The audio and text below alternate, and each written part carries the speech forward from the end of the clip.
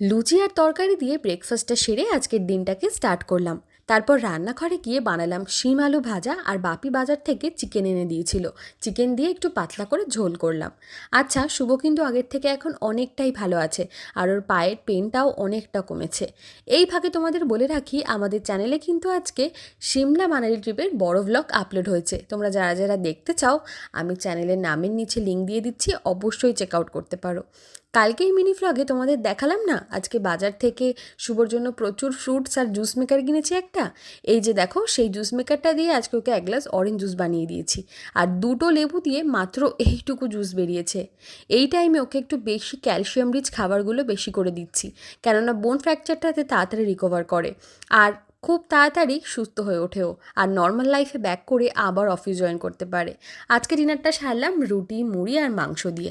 আজ তাহলে আসি, দেখা হচ্ছে কালকে। সবাই ভালো থেকো, টাটা।